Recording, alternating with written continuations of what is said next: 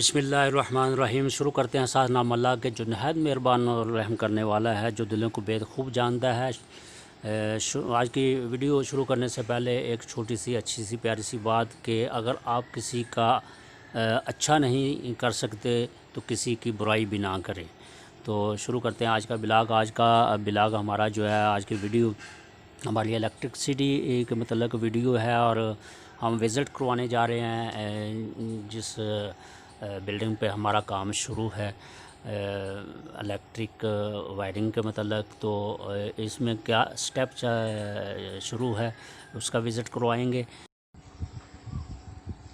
तो अगर आप नया घर बनवाने जा रहे हैं, नया घर आपने शुरू कर दिया है, तो आज की वीडियो देखना आपके लिए बहुत लाजमी है। इसमें हम तमाम इलेक्ट्रिसिटी की जो है डिटेल वो देने वाले हैं और वो कौन कौन सी चीज़ें, बुनियादी चीज़ें हैं जिनका आप ख्याल रख कर आप एक अच्छी जो है इलेक्ट्रिसिटी बिल्डिंग में जो है इंस्टॉल करवा सकते हैं और बिजली का काम मेयारी अंदाज से करवा सकते हैं।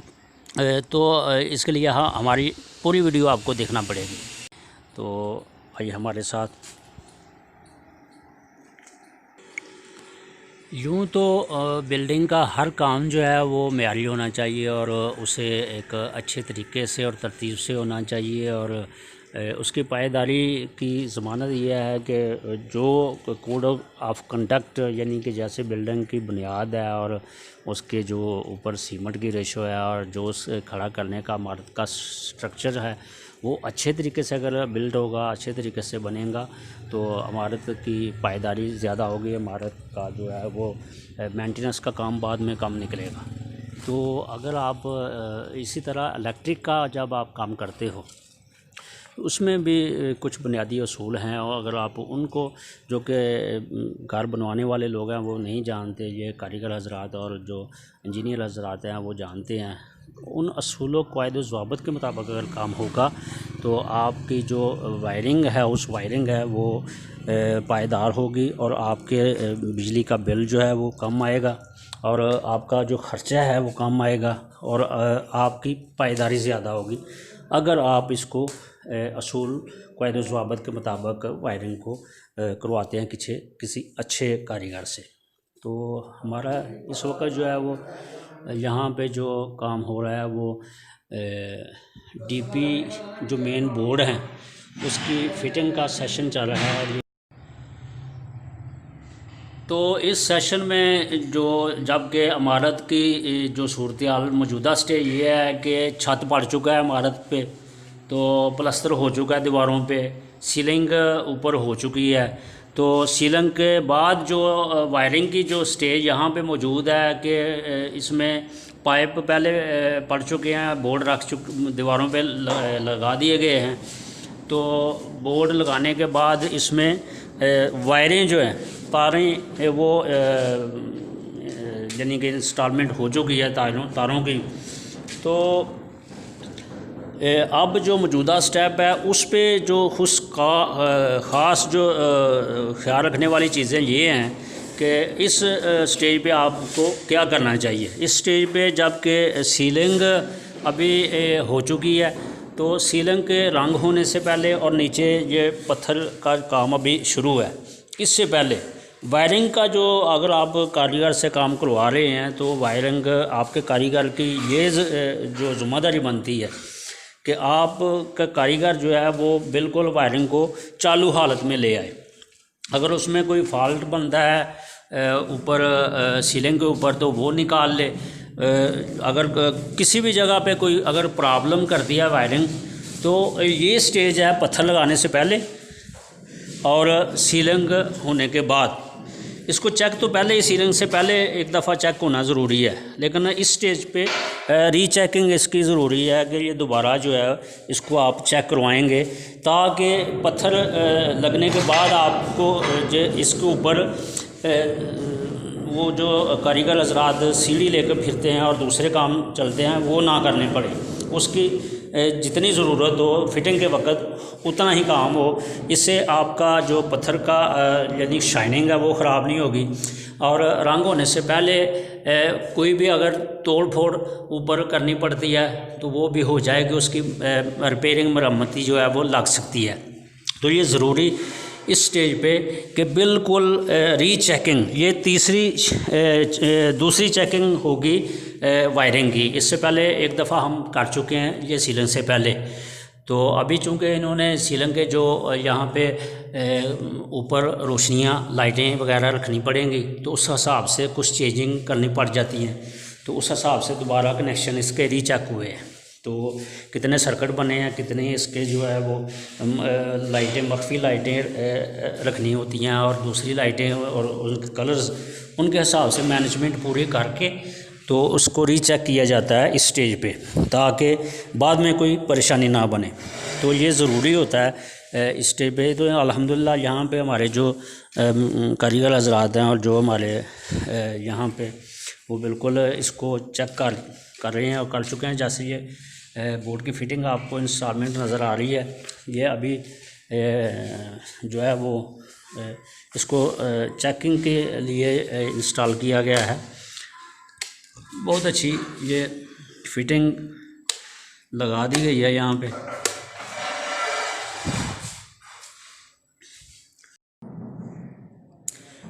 जी, तो पहले हम आपको इसकी वायरिंग की जो इंस्टॉलेशन है, इसके बेसिक सर्किट्स जो ये तकरीबन 3 दौर की इमारत है और इसके ऊपर चौथे दौर पे इसकी ममटी है। तो इस इतनी बिल्डिंग पे जो सर्किट बनाए जाते हैं और क्या क्या सर्किट होने चाहिए, इसको हम आपकी आगाही के लिए आपके साथ शेयर करते हैं। कि पहला सर्किट तो ये आपको ये वायर नज़र आ रही है 4 लेयर की, ये 8PL की वायर है। इसकी कलर्स आपका येलो कलर आपको नज़र आ रहा है। ये दरवाजे के बाहर से भी हम आपको इसको दिखाते हैं।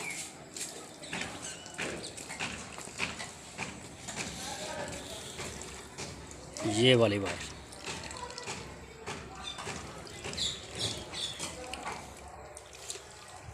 इसका यहाँ पे डोर के फ्रंट के साथ पाइप निकला हुआ है। तो ये बेसिकली एक वायर ये 8 पेयर की और 2 ये जिसको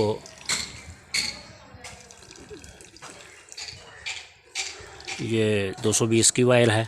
साथ इस पे बेल लगेगी, डोर बेल, और इस पे कैमरा जो है कैमरे की फिटिंग होगी इस वायर के साथ। ये डोर के साथ हम आपको फर्स्ट स्टेप जो है ये बाहर से इंटरेस्ट के साथ हम आपको समझाते चलते हैं। तो यहाँ पे इंस्टॉलेशन है कैमरे की होगी और डोर कैमरा जो होता है। तो यहाँ पे इंटरेस्ट के साथ ही बोर्ड रखा गया है। ये ऊपर वाली इंटरेस्ट लाइट यहाँ पे लगेगी। तो यानी कि आप डोर को जो ही आप इन होते हैं तो यहाँ से लाइटें जो है वो आपको ऑन मिल सकती हैं। तो वो वाली वायर यहाँ डीपी में कैमरे की ये वाली वायर आ चुकी है।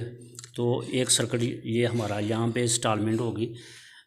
ये फर्स्ट फ्लोर नीचे वाला है, तो यहाँ पे कैमरे की भी इंस्टॉलमेंट होगी। यहाँ पे भी आपको 2 डीबी नज़र आ रही हैं। इसका काम अभी बाकी है, ऊपर की मंजिल पे कारीगर लगे हुए हैं हमारे। तो यहाँ पे ब्लैक तार जो आपको ये वाली नज़र आ रही है, ये है केबल की। ये केबल और डिश की तारें हैं। ये नीचे आपको कुछ तारें नज़र आ रही हैं। यहाँ पे एसी के सर्किट हैं जो रखे हुए हैं। यहाँ पे ऊपर एसी के सर्किट यहाँ पे रखे हुए हैं। उसकी अलहदा से वायर जो है ये आपको इसकी गेज भी विज़िट करवाते हैं कि एसी की कौन सी तार जो है वो इस्तेमाल होती है। ये 744 की तार है। तो इसको इंस्टॉलमेंट यहाँ पे किया गया है 736 और 744 की। तो मेन वायरें भी इसके साथ 744 की हैं। तो आगे जो है ये वायर जो इस्तेमाल की गई है वो है 729। ये पाकिस्तान के 1000 हम आपको बता रहे हैं। ये बहरहाल यहाँ पे हमने बाहर से तार मंगवा के यूज़ की है। ये इसके कलर आपको नज़र आ रहे हैं। ये बाहर की तार है और ये बारीक तार होती है, इसमें ज़्यादा रेशे होते हैं। ये जैसे 329 होता है जिसमें 3 तारें होती हैं और 729 जिसमें 7, वो वाली तार नहीं है। इसमें ज़्यादा रेशे होते हैं। ये बाहर से मंगवा के हमने ये इस बिल्डिंग पे लगवाई है, ताकि इसकी जो वायरिंग की जो स्ट्रेंथ है वो कायम रहे और इसकी देर पा उम्र होगी इस अच्छी वायर से।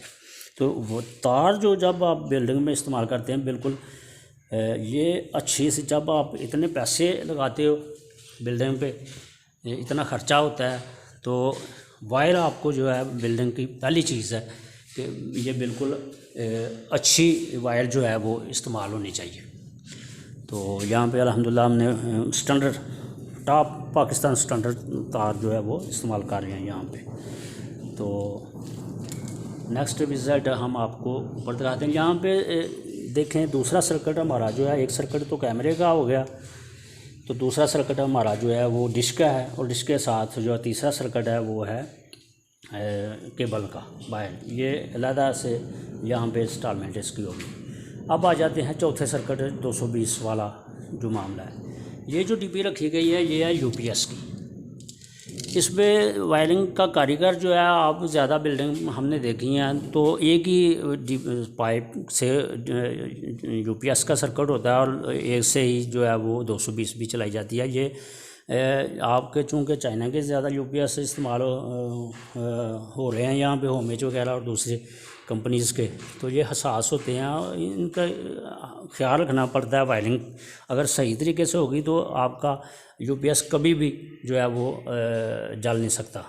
तो अलहदा से हमने ये इसकी डीपी लगाई है, तो तमाम सर्किट यूपीएस के अलहदा से होंगे। और ये जो आपको साथ में डीपी नज़र आ रही है ये 220 की होगी, जैसे जो हाई प्रेशर हाई वोल्टेज वाले, जैसा कि एसी यहाँ पे होगा, फ्रिज वगैरह होगी, घर में मोटर्स वगैरह होंगी, तो उसके लिए। और दूसरी जो 220 वाली जो यानी कि यूपीएस के अलहदा जो वायरिंग है साथ, उसके लिए अलहदा डीपी है। तो इस तरीके से इंस्टॉलमेंट अगर होगी वायरिंग की अच्छे तरीके से तो ये बिल्कुल महफूज होगी। तो यहाँ पे ये देखें हमने वायर इस्तेमाल की है, ये भी बिल्कुल अच्छी वायर है।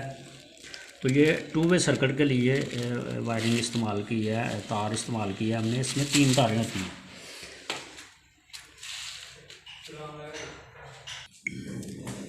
तो दूसरी बात ये है कि जब आप कारीगर हायर करते हो वायरिंग के लिए, तो उसका पिछला बायोडाटा ज़रूर चेक करें, उसका पिछला काम चेक करें कि आया वो इसमें ये कैपेबिलिटी है, ये इतना काम कर सकता है, इस काम का बोझ उठा सकता है, कि या वैसे ही वो चलता हुआ कारीगर है। चलता हुआ कारीगर उसे कहते हैं कि जिसे मामूली सा समझ बूझ होती है।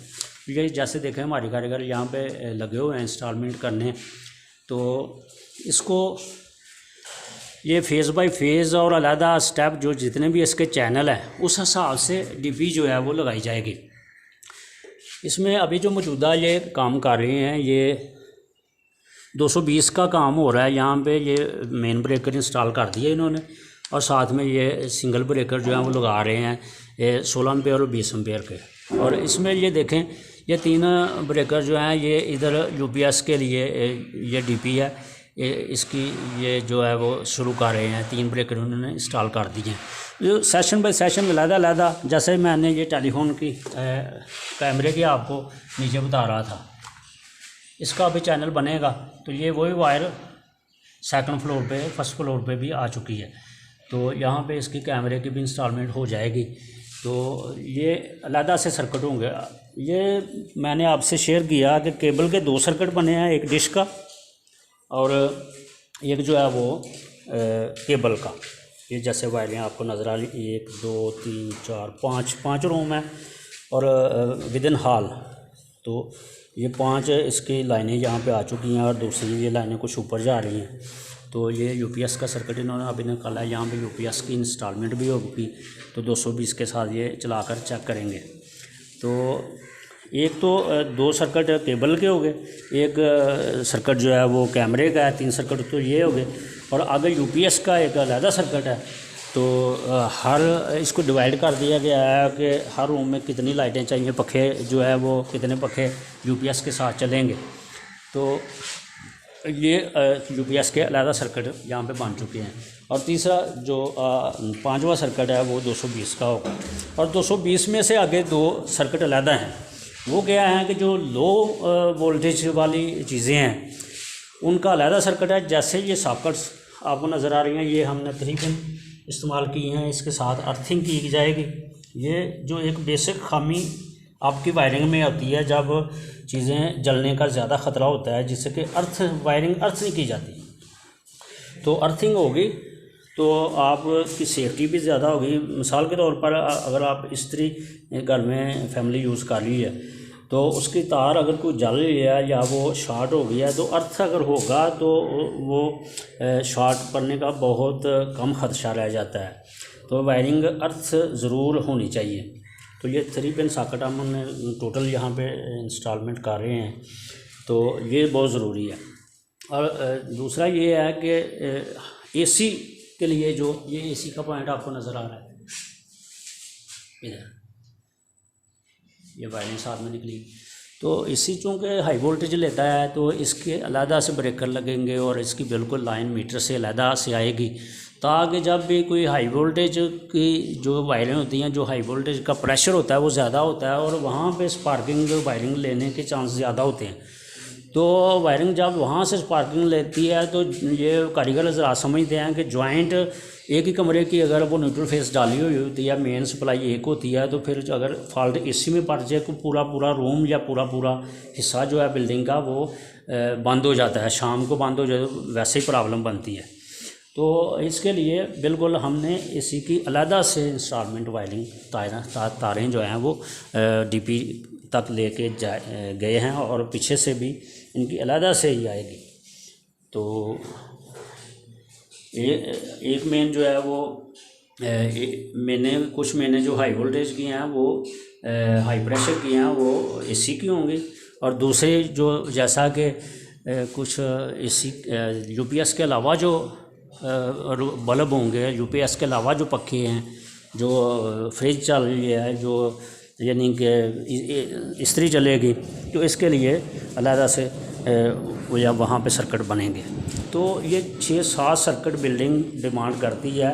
अभी तो लेटेस्ट हम जो इससे भी आगे का, ये तो हमारी बिल्डिंग पहले से शुरू है, लेटेस्ट वर्जन इसमें भी और ज़्यादा चेंजिंग आ चुकी हैं कि काम करने का तरीका थोड़ा और मॉडर्न हो गया और हाई क्लास काम जो है वो इससे भी आगे जा चुका है। लेकिन ये भी एक बिल्कुल पायदार और अच्छा तरीका है जो इस वक्त काबिल इस्तेमाल है।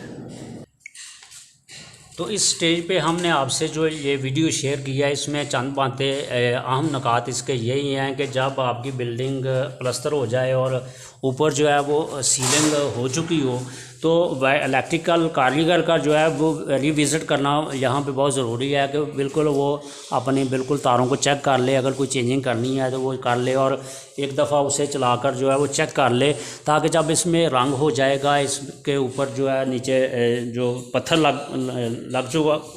जो है वो लग चुकेगा, तो फिर बार बार का आना, बार बार का जाना वो बिल्डिंग के लिए ये अच्छी हिंट्स नहीं, बाद में लुक में फ़र्क पड़ता है। तो इस स्टेज पे आपकी वायरिंग बिल्कुल चालू हालत में एक दफ़ा हो जानी चाहिए। आप उसमें करंट डालें या ना डालें, लेकिन एक दफ़ा करंट देकर सबको पास कर लें, ताकि बाद में रंग हो जाएगा और नीचे पत्थर लग जाएगा और आपकी जो बिल्डिंग जो है वो इस रिहाइश के काबिल हो जाएगी। तो यहाँ पे ये स्टेप चेक करना ज़रूरी है। तो दूसरा, वायरिंग में जितने भी सर्किट हैं वो बिल्कुल मुकम्मल होने चाहिए और तार जो है वो वायर जो है वो अच्छी गेज की और उसकी इंसुलेशन जो है वो अच्छी हो। जो सबसे अच्छी तार है उसका इस्तेमाल करें। और आजकल तो फायर प्रूफ भी तारें ब्रांडेड जो है वो कंपनी जो है वो दावा करती है वो भी मिल जाती हैं, लेकिन अच्छी गेज की तार और जिसमें तांबे वाली तार हो जिसमें दूसरी को मिक्सिंग ना हो लोहे की जिसकी और सिल्वर की, तो उन तारों से परहेज़ करें वगैरह। तो दोस्तों, हम उम्मीद करते हैं आज की वीडियो आपके लिए, अगर आप घर नया तमीर कर रहे हैं और आप इलेक्ट्रिसिटी का काम करवा रहे हैं तो हमारी ये वीडियो आपके लिए ज़रूर हेल्पफुल साबित होगी। दुआओं में याद रखिए। इश्ताक ताहिर को दीजिए इजाज़त। अल्लाह हाफिज़।